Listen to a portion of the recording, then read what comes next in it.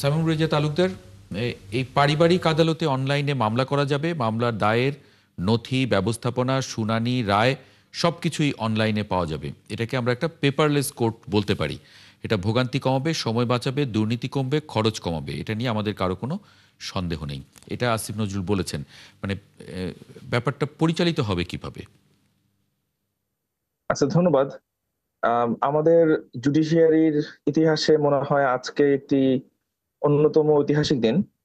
কারণ অনেক বছর ধরেই আমরা এই দাবিটা করে আসছিলাম যে আমাদের জুডিশিয়ারিটা যাতে ডিজিটালাইজেশন ঘটে এবং সম্ভব হলে পুরো পেপারলেস প্রক্রিয়াতে যদি যাওয়া যায়, তাহলে যেটা হবে, একদম সাধারণ যে মানুষ, আহ, যারা প্রতিটা পদে পদে বিভিন্ন প্রক্রিয়ার কারণে অথবা ব্রিটিশ আমল থেকে চলে আসা যে কোর্টের যে বিভিন্ন ধরনের প্রসেস, সেটার মধ্যে ভোগান্তি পোহায়, সেটা থেকে হয়তো পরিত্রাণ পাবে।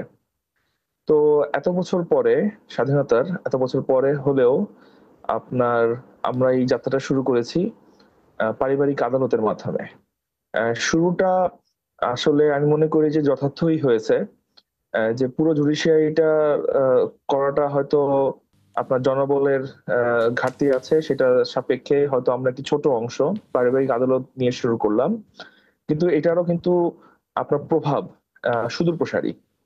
কারণ হচ্ছে পারিবারিক আদালতে কোন ধরনের বিষয়গুলো আসে, আপনার বিবাহ সংক্রান্ত বিষয়, তারপরে হচ্ছে বিবাহ বিচ্ছেদ, তারপরে সন্তানের ভরণ পোষণ, তারপরে সন্তানের কাস্টডি কার কাছে রাখবে, ইত্যাদি ইত্যাদি।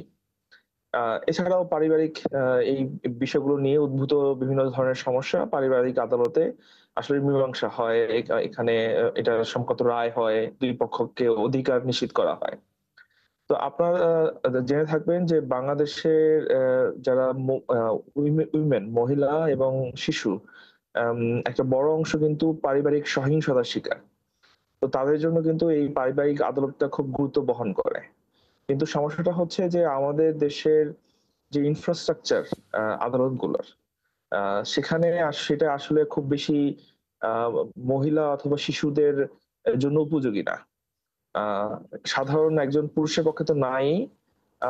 কিন্তু যদি আরো বিশেষভাবে বলতে হয় যে একজন শিশু এবং নারী এবং বৃদ্ধ, তাদের পক্ষে এই আদালতের বারান্দায় কাঠগড়ায় আসা যাওয়া, এটা এটা এক ধরনের অবর্ণনীয় দুর্ভোগ সৃষ্টি করে মাঝে মাঝে।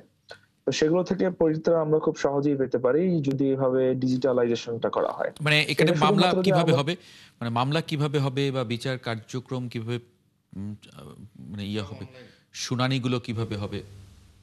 আচ্ছা, মামলাটা এখানে হয় আমরা যেটা এখন পর্যন্ত যেটা জানতে জানতে পেরেছি, সেটা হচ্ছে যে এখানে মামলা ফাইলিং আপনার অনলাইনে করা হবে, নথিপত্র অনলাইনে সংরক্ষণ করা হবে, এমনকি অনলাইনে হাজিরা পর্যন্ত দেওয়া যাবে, যেটা সবচেয়ে গুরুত্বপূর্ণ বিষয়।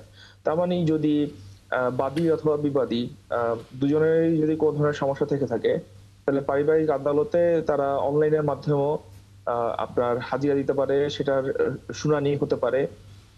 তো এটা আমি মনে করি যুগান্তকারী একটি পদক্ষেপ নেওয়া আচ্ছা, হয়েছে। জি। এবং সুমন ভাই মামলার কোনো, যে রায়, সেটাও আমরা অনলাইনে পেতে পারবো। মামলার যে লিস্ট এবং তালিকা, সেটাও অনলাইনে করা সম্ভব। ওকে। জুলাই 15 জুলাই 2025 পর্যন্ত পারিবারিক আদালতে মামলার সংখ্যা ছিল কিন্তু 74,259টা। আর এর মধ্যে দেখা গেছে যে 5 বছর হয়ে গেছে এরকম মামলাও আছে 5,034টা। তো যার প্রেক্ষিতে এই যে এই পারিবারিক মামলার যেটা হলো অনলাইনে, এটা অত্যন্ত যুগান্তকারী পদক্ষেপ নিঃসন্দেহে। এটা এই যে দীর্ঘসূত্রিতা কমাবে, খরচের কথা বললেন, খরচ কমাবে নিঃসন্দেহে। তারপরে আপনার এই দূরত্বজনিত সমস্যা, অনেকের আসা শুনানি যাওয়ায়, করা যাবে হ্যাঁ, যেহেতু, হ্যাঁ। নথি ব্যবস্থাপনা, সময় ক্ষেপণ, হ্যাঁ। তো এই বিষয়গুলো, এই অপেক্ষাগুলো তাদের কমবে এবং 5 বছর পরে আইন উপদেষ্টা যেটা বললেন যে 5 বছর পরে এটা 50% মামলার জট কমে যাবে। এবং এখন 20টা জেলায় বোধহয় শুরু হচ্ছে, আর কিছুদিনের মধ্যেই সবগুলো জেলাতে এটা শুরু হতে যাচ্ছে। জি। তো এটা অত্যন্ত নিঃসন্দেহে প্রশংসনীয় দিক। এবং যারা বিচার প্রার্থী, বিশেষ করে আপনার মূল তো 5টা ঘটনা নিয়েই এই পারিবারিক ইয়ে হয়, যে একটা হচ্ছে বিবাহ বিচ্ছেদ, একটা হচ্ছে আপনার দাম্পত্য অধিকার পুনরুদ্ধার, আরেকটা হচ্ছে দেনমোহর, আরেকটা হচ্ছে খোরপোশ, আরেকটা হচ্ছে শিশুর অভিভাবকত্ব। এই 5টা নিয়েই মূলত বেশিরভাগ ওনাদের এগুলা পারিবারিক আদালতে মামলা হয়। তো এগুলা মূলত হচ্ছে যে আপনার আপোষ মীমাংসার মাধ্যমে এগুলা করে। তো এই যে অনলাইনের মাধ্যমে যেটা শুরু হলো পারিবারিক আদালতে, যে এটার মাধ্যমে আমি মনে করি যে একটা সুফল যদি প্রপারলি ওনারা হ্যান্ডেল করতে পারে সরকার, তাহলে এটা একটা সুফল কিছুদিনের মধ্যে এক্স্যাক্টলি। এবং যেটা সাইমুম রেজা তালুকদার বলছিলেন যে যুগান্তকারী, ওনারা অনেক দিন ধরে ওনাদের একটা দাবি ছিল, সেটা নিশ্চয়ই